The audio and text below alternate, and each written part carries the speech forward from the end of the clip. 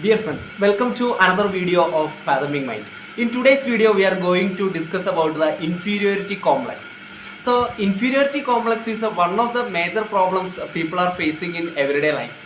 So, inferiority complex is something that is blocking us from our performance when we want to do or when we want to take an initiative. So, some people feel that I am not good or capable enough to take initiative or to talk with others. So if I talk with others, what they will feel. So these kind of thoughts are overcoming these people when people become so much inferior. So at a certain points of time, we also feel inferior about others. So why these inferiority feelings are coming to us? Okay, so one psychologist Alfred Adler, I think, okay, he is telling the people in the adolescent stage, they are they are facing this inferiority complex, and overcoming this inferiority complex is becoming the major milestone in the development. So he advocates or he argues in that way.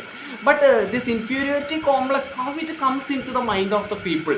So is it there from the childhood onwards? Okay, so here we can see that the society is built upon certain structures, and these structures are, we know that it is always man-made, so which involves competition and comparison always. So from the childhood onwards, parents are telling to children that you look at the other boy or other girl and how they are performing and things like that. So the child feels or automatically the individual develops an understanding that my performance has some problem or it has some limitations. Okay, I can't become like that person or this person. So this kind of comparison automatically come when the society is injecting these forms of inferiority, and this is cyclical and it goes on, and the next generation also it is handed over, and there is it comes to a situation there is no solution.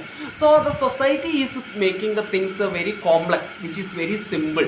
So self concept is very important for us to overcome this feeling of inferiority or inadequacy within ourselves. So we know that the God, no one of us is or God has created all of us in a different way. I don't look like the other person. So if you look in the Mohanlal or Mohanlal is not same like Mammootty is not the same like Asif Ali or Fahad Fasil is still different. No one is the same, and no one is having the same abilities or the skills. If you look the example of Mahatma Gandhi is different. Swami Vivekananda is different. Their way of thinking and attitude and way of functioning and doing, even their walking style, everything is different. The walking style which I have is the walking style I only have in this world. The other people do not have.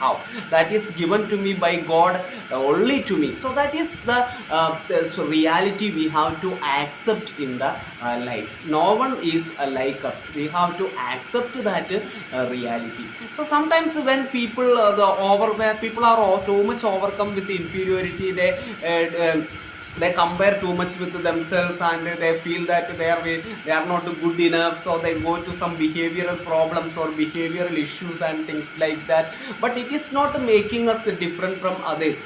Okay, by overcoming others or by overpowering others, we are not going to become anything or anybody. That is a pseudo image we develop about ourselves. So we feel the people or those who tried to overcome others, and they have become nothing in their life. We can see also the example of famous king Alexander, and the Alexander the king, he conquered so many countries and places. When he was about to leave from the world, that means when he died and he was taken to the funeral place, he told it to the other people before just recently before his death, he told it to his now those who were with him, just to put my hands outside, both hands outside the coffin, so that let the people and the world come to know the Alexander is taking nothing to the funeral place. So that is the reality here. At the end of life, the Alexander is realizing what is the reality. humanity. So conquering the people is not able to, we cannot overcome our inferiority, or conquering certain things in our life is not enough. It is by developing a proper self concept about our own life, and then only the change happens in the people. So we can take the example of King Ashoka. Ashoka was killing so many people, and during the Kalinga war, he had a mental torture by seeing the sight of the many people who have been killed in the war conducted by him. So his mind started to change and transform, and he became a Buddhist later.